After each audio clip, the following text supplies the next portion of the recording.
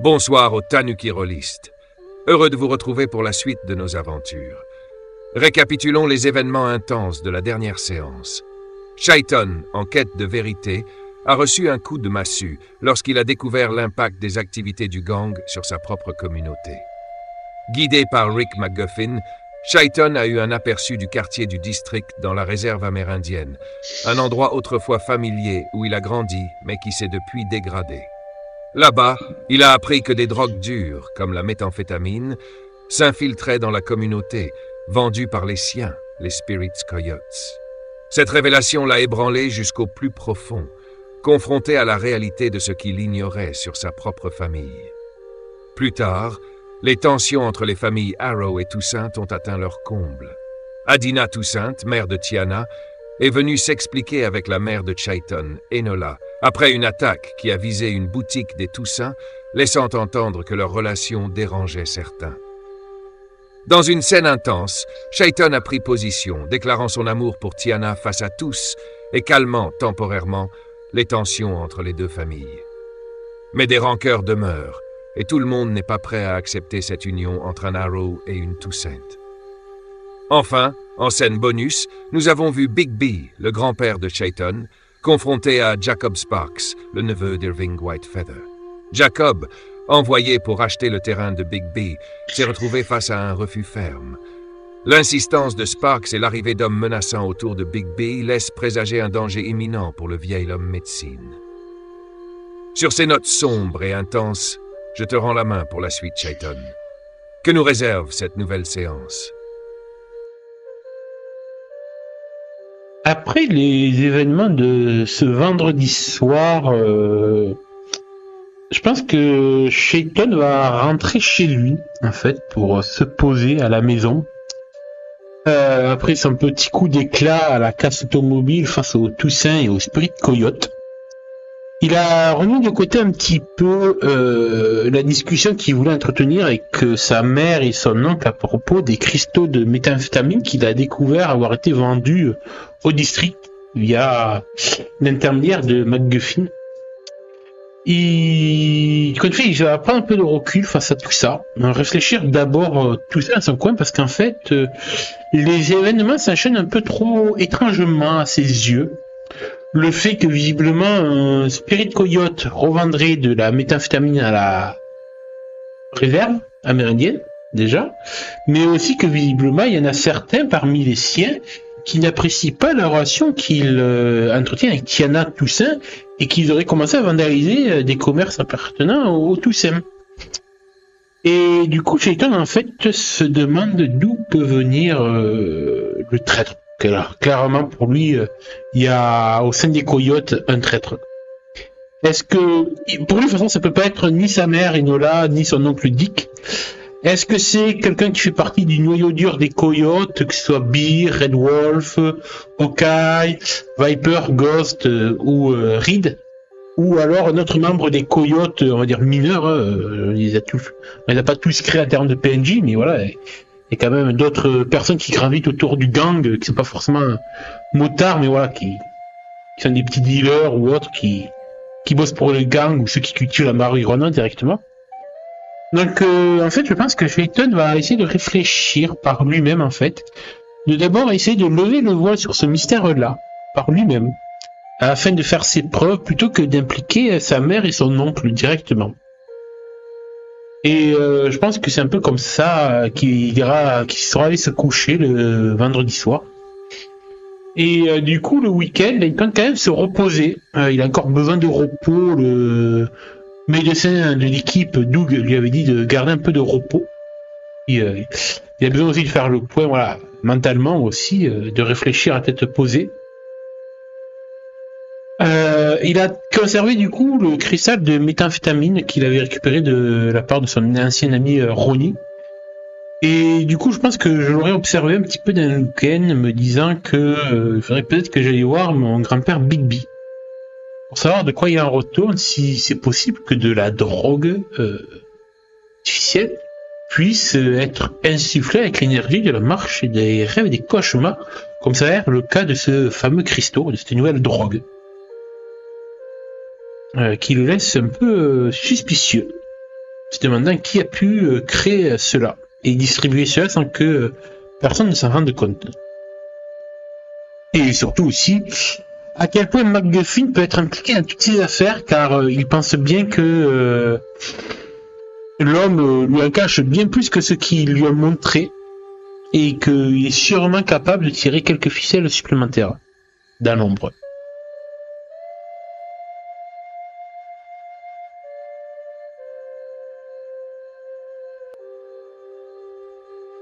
Le samedi matin, Chayton se réveille, encore empreint de la lourdeur de la veille. Dans le calme de sa chambre, il se repasse en boucle les événements récents, la tension croissante entre les Spirits Coyotes et les Toussaint, l'implication choquante de certains membres de son clan dans le trafic de méthamphétamine et le message cinglant qui visait clairement sa relation avec Tiana. Tout cela prend une dimension qui lui échappe, et cette prise de conscience commence à ébranler les fondements de ce qu'il pensait connaître. Alors qu'il se lève, Chayton contemple le cristal de méthamphétamine qu'il a récupéré auprès de Ronnie. Ce n'est pas seulement un morceau de drogue, c'est un indice des forces plus sombres qui semblent se jouer au cœur de la réserve, de sa famille, et peut-être même du monde des rêves et des cauchemars. Le cristal semble presque vibrer, comme s'il retenait en lui un fragment du cauchemar. Chayton sait que quelque chose d'inhabituel l'habite, mais il ignore encore comment l'expliquer ou à qui en parler. L'idée de demander conseil à Big B, bien que présente, ne se concrétisera qu'une fois qu'il aura pris le temps de bien réfléchir, peut-être le dimanche. Il lui faut un moment pour se recentrer, car cette démarche pourrait entraîner des révélations encore plus déstabilisantes. Il se prépare lentement, comme pour retarder le moment où il devra affronter les doutes grandissants sur sa famille et son propre rôle au sein des Coyotes. Le besoin de repos est évident, tant pour son corps que pour son esprit, mais aussi l'urgence de comprendre ce qui se cache derrière tout cela. Du coup, je pense que ce samedi matin, je vais juste profiter en fait de ma famille, de passer la matinée tranquille avec Mika, ma petite sœur. On va petit déjeuner tranquille. Je pense que je l'accompagnerai jusqu'au parc pour profiter d'une dernière journée de septembre avant qu'il fasse trop froid pour sortir. Et surtout aussi, voilà, me poser, réfléchir. Et je pense qu'après, dans l'après-midi, ouais, j'irai voir mon grand-père. Mais pour l'instant, ouais, je profite de Mika. Et donc, on va aller jouer au parc où il y a tout plein de structures pour enfants, des toboggans, des balançoires et tout. Donc, écoute, je veux bien que tu me décrives un petit peu la scène, le petit moment que je pourrais passer un peu avec ma petite sœur pour me changer les idées.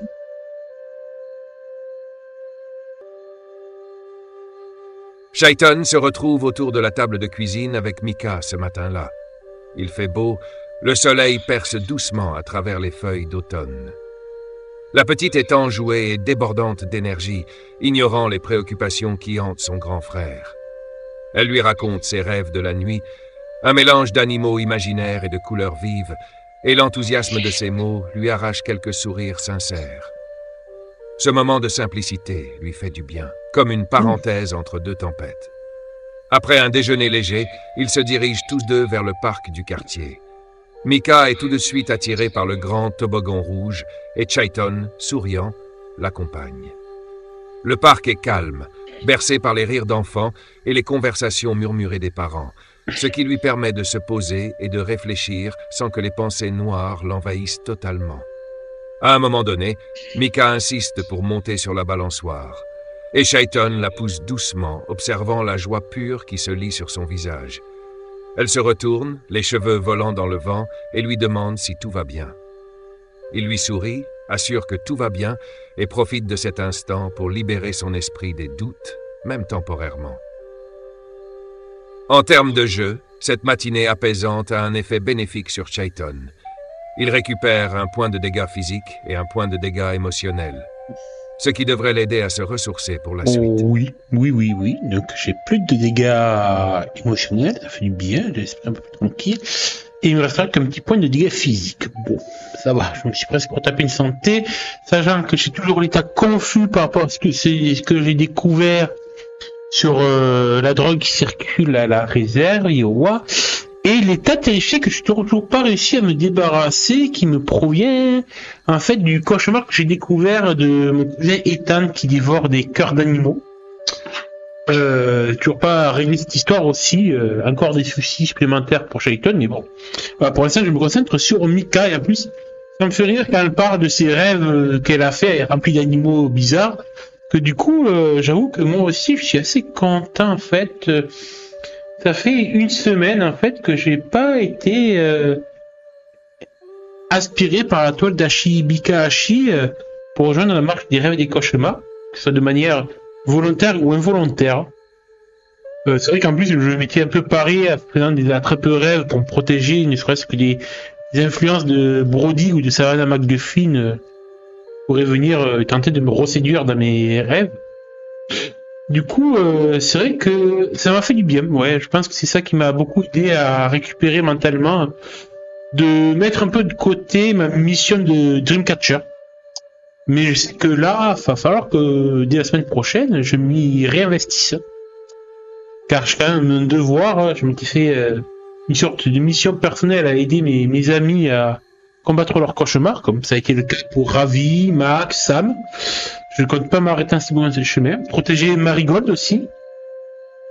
Donc voilà, et de toute façon, vu cette nouvelle drogue qui est sur le marché, je sais très bien que ça va me ramener vers la marche des rêves et des cauchemars, donc je profite encore de ces derniers moments de tranquillité avant de sûrement devoir replonger dans tout cela. Et je pense qu'en fait, on profitera comme ça tranquillement avec Mika. Et après, on sera rentré pour manger à midi. Je pense que ma mère sera allée travailler à la casse. Donc, c'est moi qui m'occupe de Mika un petit peu et je lui prépare à manger. On va pas trop, voilà, je sais pas, un cordon bleu, donc je lui fais. On va commander une pizza. Voilà, en fait, en rentrant, on va prendre une pizza. Maman est pas là pour nous gronder parce qu'on mange de la malbouffe, donc on va prendre une bonne grosse pizza. Puis ma soeur, elle a des goûts bizarres, elle adore la pizza hawaïenne. Ce que j'ai toujours critiqué parce que on met pas de l'ananas sur une pizza. Non, je rigole. Le joueur adore ça. Mais chut, faut pas le dire. Et du coup, je pense que voilà, j'aurais fait plaisir à ma petite sœur. Voilà, on s'aura acheté aussi un bon gros pot de glace pour manger tranquille comme ça devant la télé. D'habitude, c'est vrai qu'avec maman, on mange toujours dans la cuisine à table. Là, on profite que la louve n'est pas à la maison pour faire un peu ce qu'on a envie. Du coup, manger gras devant la télé, quoi de mieux pour des mioches, pour des ados. Et en fait, l'après-midi, je vais proposer à Mika, vu que je peux pas trop non plus la laisser... Bon, elle a 10 ans, elle pourrait se débrouiller toute seule à la maison, tranquille. Mais je sais que si ma mère le découvre que j'ai laissé ma petite sœur sans surveillance, elle risque de me le reprocher. Donc, écoute, je propose en fait à Mika de venir avec moi pour aller voir Papy à sa caravane. Je pense qu'elle sera contente. Du coup, une fois qu'on a fini de manger, on se prépare pour aller voir grand-père sur son terrain.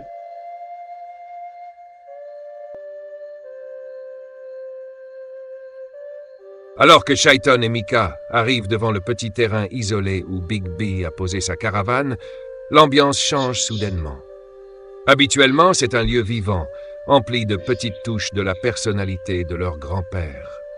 Les sculptures et totems de bois s'alignent le long de la caravane, attirant parfois les touristes curieux.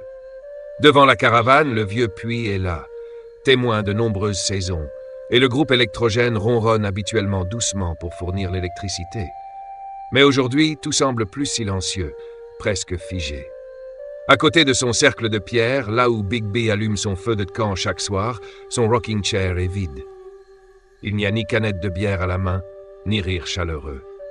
Mika, pleine d'entrain, précède Shayton, appelant joyeusement « Papy, on est là! Tu nous as manqué !» Mais en poussant la porte de la caravane, il découvre une scène qu'aucun des deux ne s'attendait à voir. Big B est étendu au sol, le visage couvert de contusions, ses bras et ses mains marqués de blessures profondes, comme si un assaut violent l'avait frappé. Un souffle rauque s'échappe faiblement de ses lèvres.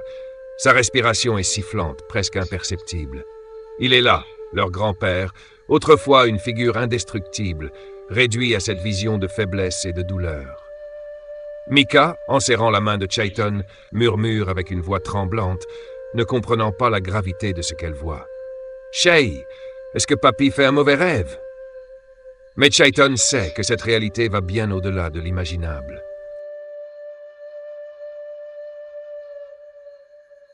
Quand je découvre mon grand-père allongé dans cet état-là, j'ai le cœur qui bondit dans ma poitrine.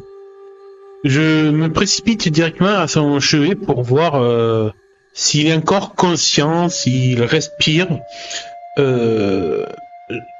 Du coup, ouais, j'essaye de... En fait, en essayant de garder quand même mon calme pour pas faire paniquer Mika, pour essayer de garder la situation voilà, sous contrôle. Et que je sens que quelque chose va mal.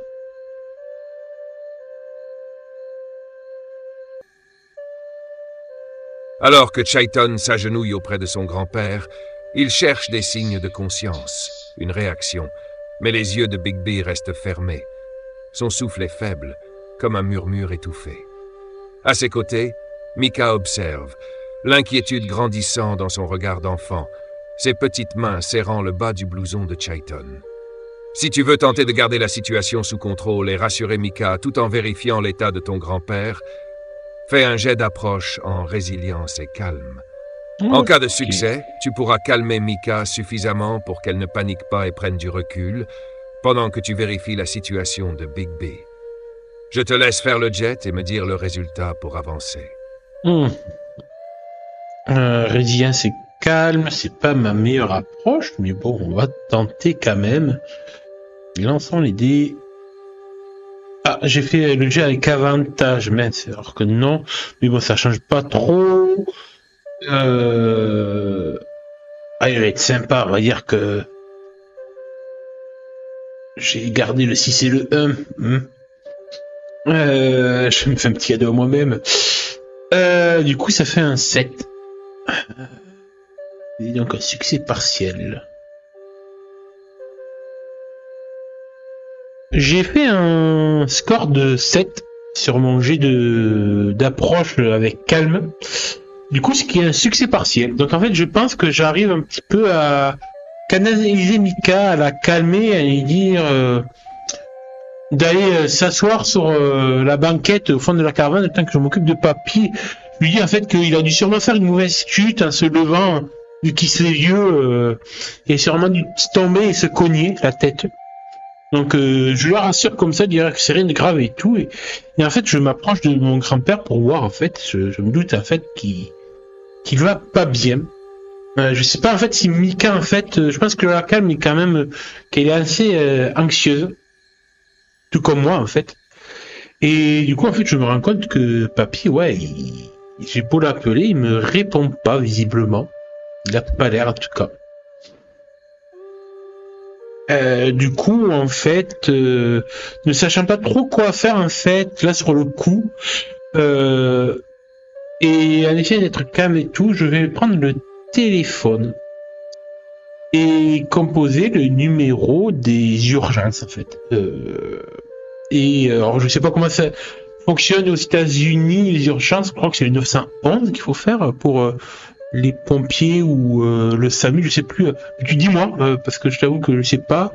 Dis-moi à chaque partie du jeu, en fait, quel numéro je dois composer pour alerter des secours, pour prévenir en fait que mon grand-père en fait a sûrement fait une mauvaise chute et qu'il est inconscient dans sa caravane. Et du coup, je donnerai l'adresse et tout pour que une ambulance vienne récupérer mon grand-père. Et du coup, je vais attendre avec Mika en essayant de la consoler et de la rassurer.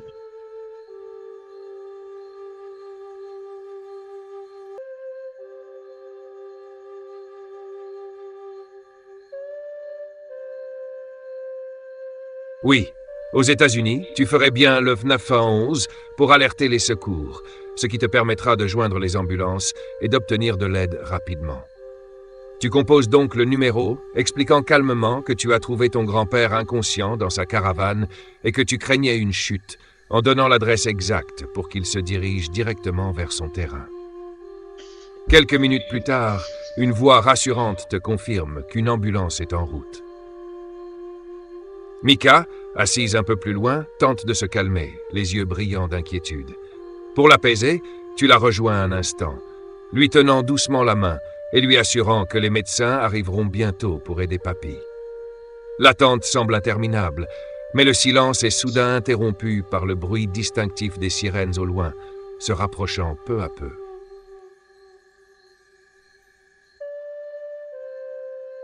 Quand les secours vont arriver, en fait, je les laisse faire, en fait, sans rien dire, pour pas les gêner. Je pense que du coup, ils vont charger mon grand-père dans l'ambulance. Par contre, je vais quand même insister avec Mika, je pense qu'on va surtout insister pour monter avec lui dans l'ambulance pour l'accompagner jusqu'à l'hôpital.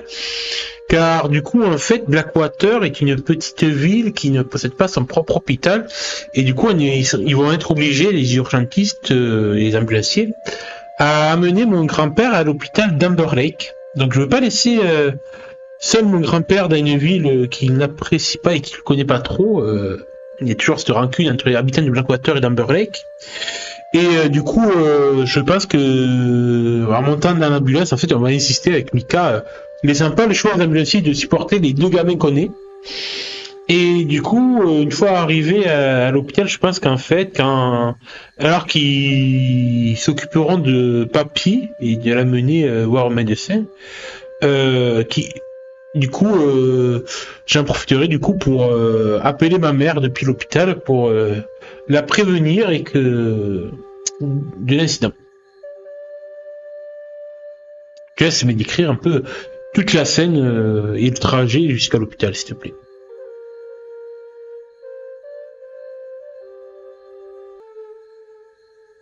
Les ambulanciers, après une brève hésitation, finissent par céder devant votre insistance, autorisant toi et Mika à monter dans l'ambulance.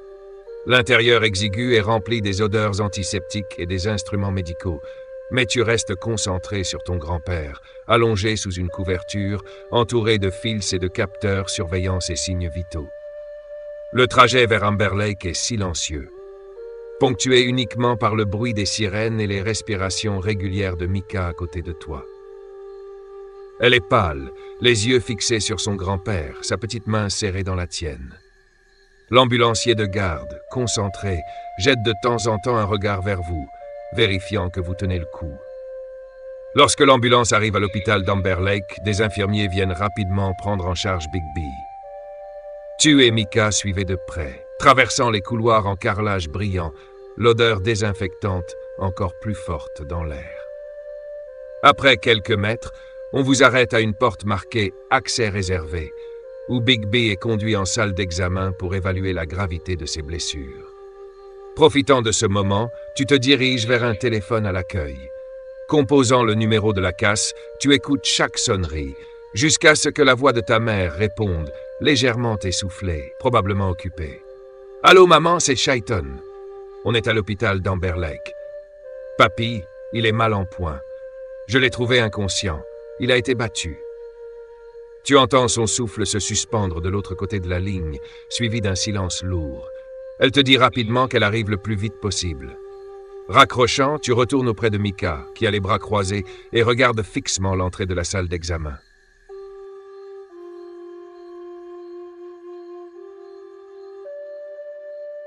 Alors que j'entends qu'il commence à pleuvoir à l'extérieur, je vais du coup m'asseoir à côté de Mika pour la rassurer, lui passer un bras fraternel autour de l'épaule pour la rapprocher de moi, lui faire un câlin.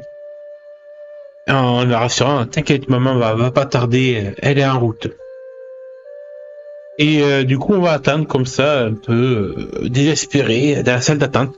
Et en fait je pense qu'à un moment donné, avec le va-et-vient des médecins et des infirmières, il va y avoir justement une infirmière qui va voir ce jeune Amérindien de 16 ans et sa petite sœur de 12 ans, qui sont là, inquiets, et qui va venir nous voir pour nous rassurer, nous demander comment ça va, pourquoi on est là et tout, et elle va se présenter, et il s'agit en fait de Nancy Jenkins, une femme d'une quarantaine d'années qui est infirmière, qui vient en fait d'arriver il y a quelques jours à peine. C'est d'ailleurs sûrement son premier service à l'hôpital d'Amber Lake. Et du coup, intriguée de voir donc deux jeunes comme ça, un peu perdus. Je pense qu'elle va venir voir un peu comment on va et si on a besoin de quelque chose, en attendant que ma mère arrive.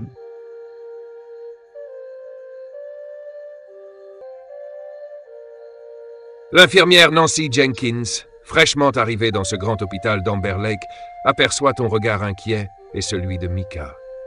Elle s'approche doucement, un sourire rassurant éclairant son visage. Ses cheveux blonds sont tirés en arrière et elle porte son badge soigneusement épinglé sur sa blouse immaculée. Elle est pas blonde, elle est brune. Bonjour. Vous devez être là pour votre grand-père, n'est-ce pas? Sa voix est douce, empreinte d'une chaleur qui apaise instantanément. Je suis Nancy Jenkins, infirmière ici. Si vous avez besoin de quoi que ce soit, n'hésitez pas, d'accord? Elle s'accroupit pour être à la hauteur de Micah, posant une main légère sur son épaule. C'est toujours un peu impressionnant d'être à l'hôpital, mais sache que les médecins font de leur mieux pour s'assurer que ton grand-père se rétablisse. Puis elle te regarde, cherchant dans tes yeux quelque chose, peut-être un signe que tu tiens le coup. Tu sembles être le grand frère courageux ici, et je sais que ça peut être difficile. On va s'occuper de ton grand-père, et je suis là pour vous deux en attendant que votre maman arrive. Voulez-vous de l'eau? Un thé chaud peut-être? Nancy reste à proximité, offrant un soutien bienvenu, sa présence douce et bienveillante vous aidant à supporter l'attente et l'incertitude. En fait, je pense que Nancy Jenkins va voir qu'en fait, il y a une sorte, on va dire, de petit souci de discrimination avec les autres membres du personnel quand ils voient Chayton et Micah, car il y a vraiment toujours eu cette rivalité et ces a priori entre les habitants d'Amber Lake et de Blackwater, et surtout en plus avec les natifs de la réserve amérindienne. Et c'est vrai que du coup, forcément, le personnel de l'hôpital qui est natif de Amber Lake n'ont pas forcément envie d'aller rassurer des natifs de Blackwater. Alors que justement, l'avantage de Nancy, c'est que elle n'est pas de Amber Lake, elle vient de Oamaha, la grande ville juste à côté, à une trentaine de kilomètres, je pense, ou 40 kilomètres à peu près. Et du coup, en fait, c'est pour ça qu'elle n'a pas d'a priori par rapport à Chayton et à Micah, et que du coup, elle se permet d'aller vers eux. On sent préjugés et tout, faisant juste son rôle d'infirmière auprès de deux enfants dans le besoin. Je pense qu'elle a commencé un peu à papoter avec nous. Je pense qu'elle a fait nous rapporter un chocolat chaud pour ma petite sœur et moi, et un paquet de Skittles qu'elle aura pris au distributeur du coin. Et je pense que du coup, elle va papoter un peu avec nous pour nous remonter le moral le temps que ma mère arrive. Je pense qu'elle nous racontera qu'elle est arrivée en ville depuis peu et qu'elle a une fille justement de mon âge, une certaine Lisa, qui la semaine prochaine fera sa rentrée au lycée de Amber Lake. Donc voilà, je pense qu'en fait on va papoter un petit peu comme ça et je pense que Chayton sera agréablement surpris de cette rencontre. Cette femme Nancy a l'air empathique.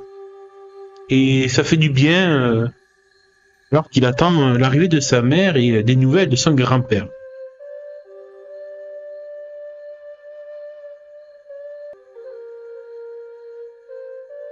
Nancy s'assoit doucement à côté de Micah et commence à sortir de son sac un petit paquet de Skittles qu'elle tend en souriant. C'est pour vous deux. Une petite douceur, ça fait du bien, surtout quand on doit attendre. Elle prend ensuite une boisson chaude au distributeur et la tend à Micah, qui, timidement, s'accroche à sa tasse comme à une source de réconfort. Nancy observe un instant le personnel du regard, notant leur réserve vis-à-vis de vous deux, puis elle retourne son attention vers toi et Micah, son sourire bienveillant inchangé. Vous savez, je viens d'Omaha et c'est tout nouveau pour moi ici. Je comprends que ça ne doit pas être simple, l'hôpital d'une autre ville, les regards. Sa voix se fait plus douce, presque murmurante, pour vous protéger de cette atmosphère. Ma fille, Lisa, elle aussi, va devoir s'habituer à tout ça. Elle entrera au lycée d'Amber Lake la semaine prochaine. Elle a votre âge, je crois, Chayton. J'espère qu'elle se plaira ici, même si elle doit s'habituer à pas mal de choses. Elle pose sa main sur ton épaule, te regardant avec une sorte de respect et d'admiration. Tu fais un super boulot pour ta sœur, et je suis sûr que ton grand-père est entre de bonnes mains.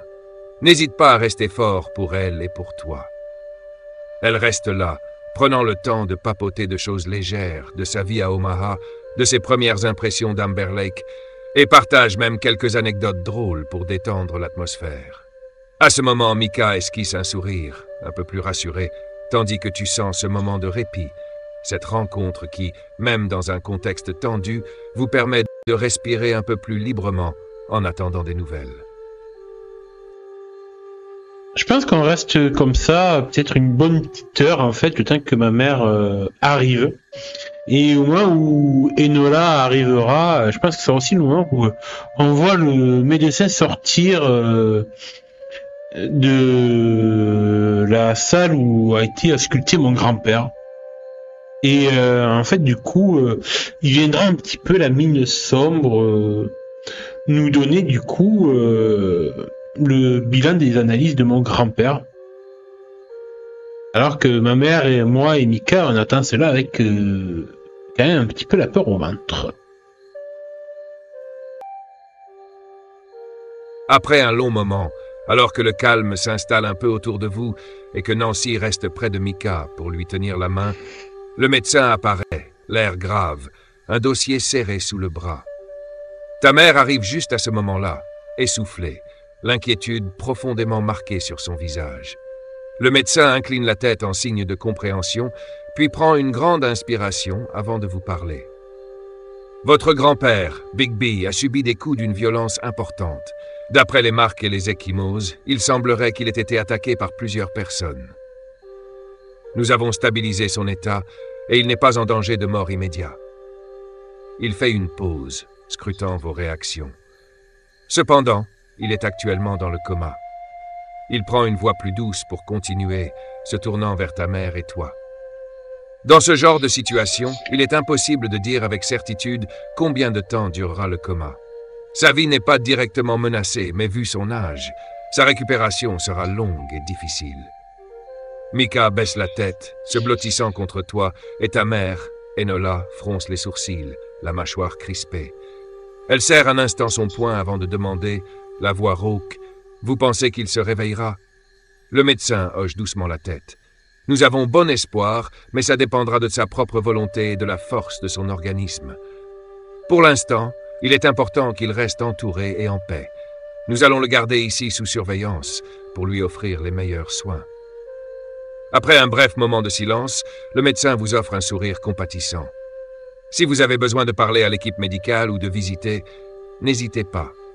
Nous sommes là pour lui et pour vous.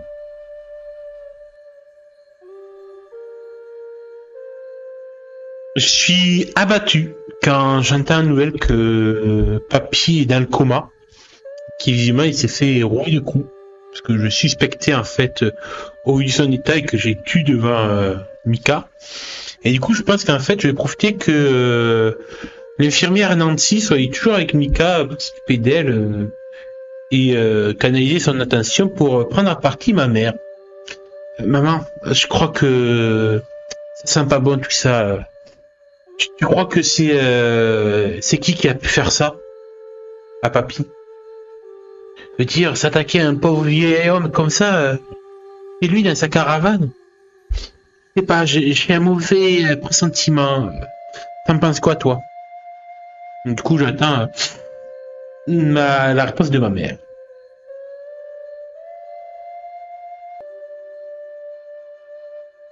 Ta mère, Enola, observe Micah un instant, sa mâchoire toujours serrée, puis te prend par le bras pour t'éloigner un peu, sans quitter des yeux de ta petite sœur, maintenant absorbée par une conversation rassurante avec Nancy. Chayton, ce qui est arrivé à ton grand-père, ce n'est pas un hasard, et je crains que ça n'ait pas grand-chose à voir avec des querelles de voisinage. Elle inspire profondément, son regard se faisant plus sombre. Ton grand-père, il est bien plus que le vieil homme que tout le monde voit. Beaucoup de gens le savent, notamment ceux qui n'ont pas les meilleures intentions envers la réserve. Elle fait une pause, comme pour peser ses mots. Je crois que certains veulent notre terre, la réserve, et pas pour les raisons qu'ils prétendent. Ce sont des gens qui ont l'argent, des appuis, et pas de scrupules. Ton grand-père a dû refuser quelque chose ou s'opposer à quelqu'un de puissant. Elle te regarde droit dans les yeux, l'air inquiet et déterminé. Je soupçonne quelqu'un comme Rick McGuffin ou Irving Whitefeather, des gens qui ne reculent devant rien pour obtenir ce qu'ils veulent. Si Bigby est dans cet état, c'est peut-être parce qu'il s'est dressé contre eux. Elle pose une main douce mais ferme sur ton épaule. Mais écoute bien, Chayton, ce sont des eaux dangereuses. Ce n'est pas une vengeance qui nous ramènera ton grand-père. On doit comprendre ce qui se passe avant de prendre des décisions. Elle serre un peu plus ton épaule. Sois prudent, mon fils. Ils sont peut-être plus près de nous qu'on ne le pense. En fait, quand elle me dit tout ça, forcément, oui, ça me semble cohérent que ce soit un coup des McGuffin, de Whitefeather, un de leurs hommes en tout cas, aurait pu être envoyé causer du tort à mon grand-père.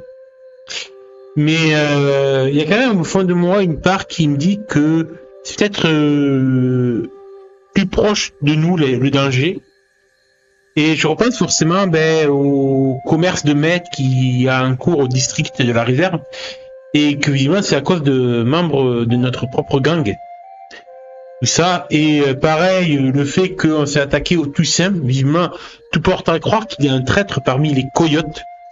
Donc est-ce que ça pourrait pas être justement ce traître qui s'en serait pris à grand-père, car il sait quel atout il est pour notre famille. Donc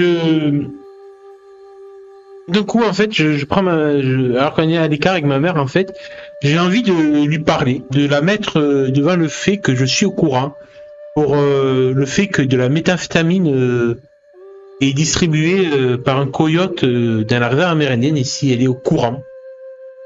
Et il a confronté sur ce sujet.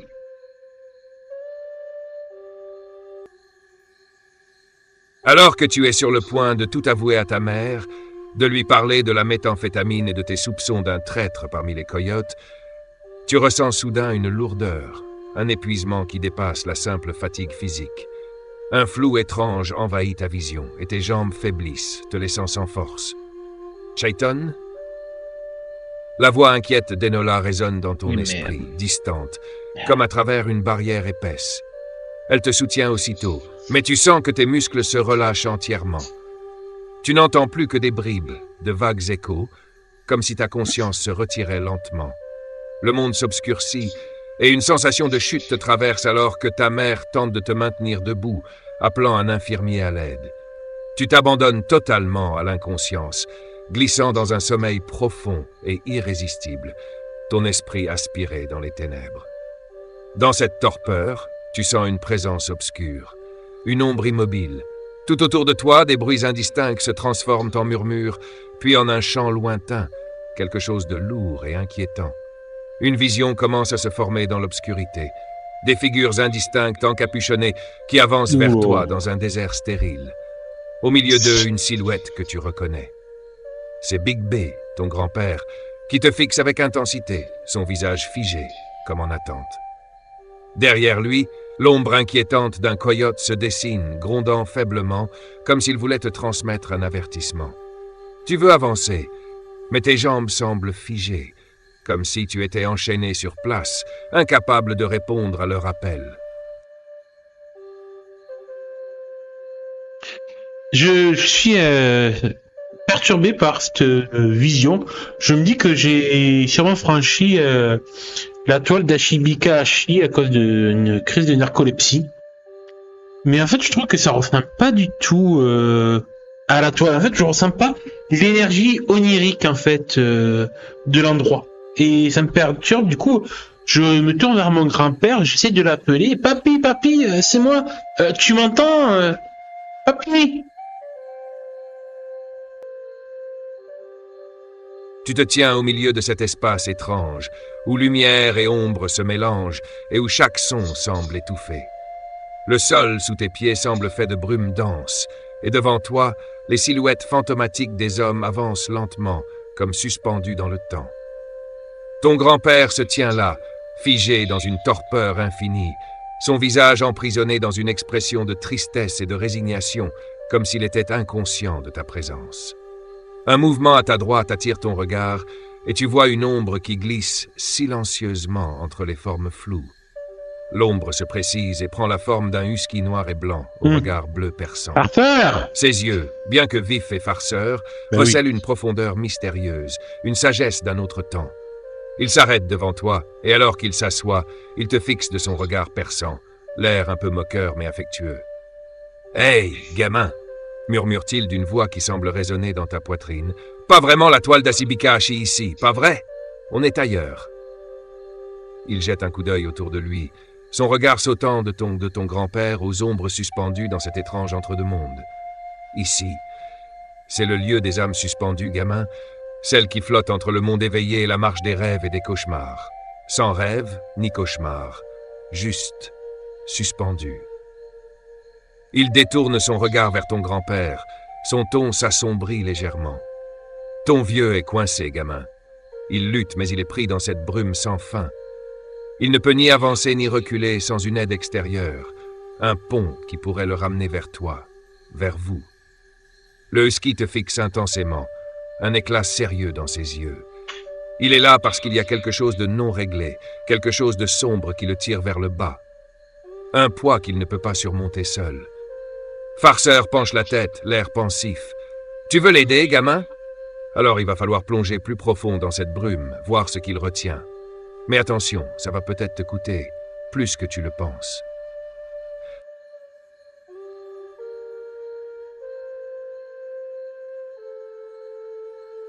Je suis pas réellement surpris de voir Farceur débarquer ici. Au contraire, je suis heureux de le voir.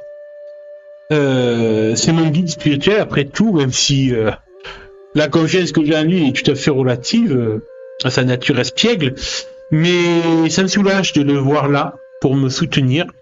Et forcément, quand il me dit qu'on peut aider mon grand-père, le ramener vers nous, sans hésitation, je le regarde et dis « Bien sûr que je veux je suis prêt à tout pour le faire sortir de son coma.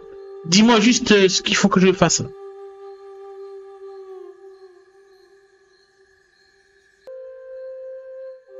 Farceur t'observe, un sourire malicieux se dessinant sur ses lèvres. Mais tu vois aussi dans son regard une étincelle de gravité inhabituelle. « Voilà ce que j'aime entendre, gamin, » murmure-t-il en hochant la tête avec un air satisfait. « T'es prêt à tout, hein ?» Oui. Il se lève lentement, contournant ton grand-père toujours figé dans la brume épaisse, ses yeux bleus rivés sur toi. Pour le ramener, tu vas devoir plonger dans ses souvenirs les plus profonds, là où le passé et les secrets sont enchaînés. Farceur s'arrête, s'assoit de nouveau devant toi, sa queue remuant dans une lente cadence. Je te préviens, gamin, ce que tu vas voir ne sera peut-être pas beau à voir. Il y a des vérités qui piquent, des douleurs enfouies qui font mal. Il se redresse et incline légèrement la tête, te fixant d'un regard intense. Pour lui permettre de remonter, il te faudra voir ce qu'il cache. Mais n'oublie pas, il se peut que tu n'apprécies pas ce que tu découvriras. Farceur marque une pause avant de reprendre, sa voix un peu plus douce. Alors, toujours partant pour aider ton vieux? Son regard est scrutateur, comme s'il sondait tes intentions et ta détermination.